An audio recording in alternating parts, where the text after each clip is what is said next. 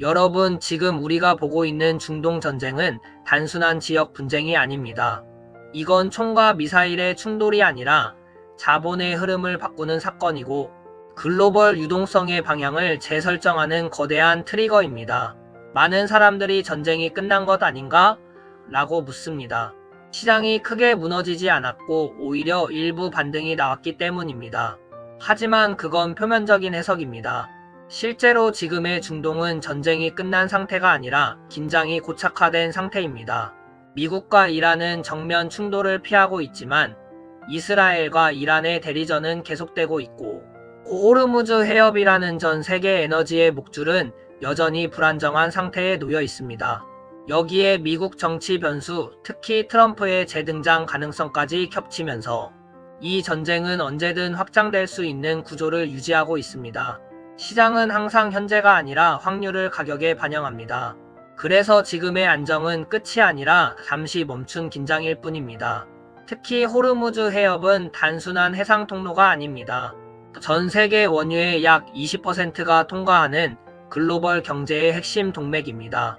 만약 이곳이 봉쇄되거나 군사적 충돌이 발생한다면 유가는 다 단순히 상승하는 수준이 아니라 글로벌 금융 시스템 전반에 충격을 줍니다. 물류, 비용, 환율, 금리, 인플레이션까지 연쇄적으로 반응하게 됩니다. 그런데 여기서 대부분이 놓치는 핵심이 있습니다. 이런 불안정성이 커질수록 역설적으로 정부와 중앙은행은 돈을 풀 수밖에 없다는 점입니다. 역사를 보면 명확합니다. 전쟁이 발생하면 정부는 군사비를 확대하고 재정 지출은 급증하며 중앙은행은 유동성을 공급합니다. 왜냐하면 경제 충격을 완화해야 하기 때문입니다. 이 과정을 통해 시장에는 필연적으로 돈이 풀립니다. 즉, 전쟁은 단순한 파괴가 아니라 돈을 푸는 명분이 되는 구조를 가지고 있습니다. 지금 우리가 서 있는 지점은 바로 이 구간입니다. 겉으로는 긴장과 불안이 있지만 내부적으로는 유동성이 준비되고 있는 단계입니다. 더 큰 흐름에서 보면 우리는 이미 시대가 바뀌었습니다. 과거의 글로벌화 시대에서는 효율이 핵심 가치였습니다. 가장 싸게 만들고 가장 빠르게 공급하는 것이 중요했습니다. 하지만 지금은 완전히 다릅니다. 지금은 직영학의 시대, 즉 경제가 곧 안보가 되는 시대입니다. 공급망은 분리되고 미국과 중국은 서로 다른 블록을 형성하며 에너지와 자원은 무기가 되었습니다. 이 과정에서 각 국가는 더 많은 비용을 감수하더라도 자국 중심의 구조를 구축하려 합니다. 그리고 이 구조를 유지하기 위해서는 막대한 돈이 필요합니다. 결국 이 모든 변화는 하나의 결론으로 수렴됩니다. 돈은 계속 풀릴 수밖에 없습니다. 그렇다면 이 유동성은 어디로 갈까요? 시장은 항상 동일한 패턴을 반복합니다. 처음에는 공포가 시장을 지배하고 자금은 안전자산으로 이동합니다. 국채, 달러, 금 같은 자산으로 쏠립니다. 하지만 시간이 지나면 풀린 돈은 결국 수익을 찾아 이동하기 시작합니다. 그리고 그 종착지는 항상 주식시장입니다. 왜냐하면 유동성은 머무르지 않기 때문입니다. 반드시 더 높은 수익을 향해 움직입니다. 그래서 전쟁 초기에는 시장이 흔들리지만 일정 시간이 지나면 오히려 상승 압력이 생깁니다. 이건 감정의 문제가 아니라 구조의 문제입니다. 한국의 경우를 보면 중동 의존도가 높은 구조이기 때문에 단기적으로는 충격을 받을 수밖에 없습니다. 에너지 가격 상승은 곧 기업 비용 증가로 이어지고 이는 경제 전반의 부담으로 작용합니다. 하지만 이 또한 변화의 출발점입니다. 한국은 에너지 구조 전환을 강하게 추진할 수밖에 없는 상황에 놓여 있습니다.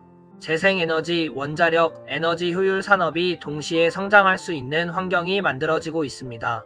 동시에 미국과의 에너지 협력도 강화되고 있습니다. 최근 한국의 미국산 원유 수입 비중이 빠르게 증가한 것은 단순한 거래가 아니라 전략적 선택입니다. 에너지를 통해 안보와 경제를 동시에 확보하려는 움직임입니다. 이런 구조 속에서 돈이 몰리는 산업은 이미 정해져 있습니다. 방산 산업은 전쟁이 끝나도 수요가 사라지지 않는 대표적인 분야입니다. 에너지는 석유, 가스, 원자력, 재생에너지까지 모두 포함된 핵심 축입니다.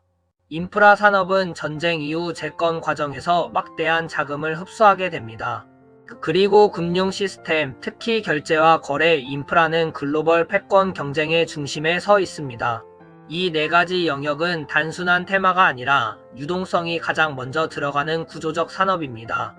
결국 지금 시장의 가장 큰 착각은 전쟁이 끝났다는 인식입니다. 하지만 실제로는 전쟁이 끝난 것이 아니라 돈이 풀리는 단계로 넘어온 것입니다.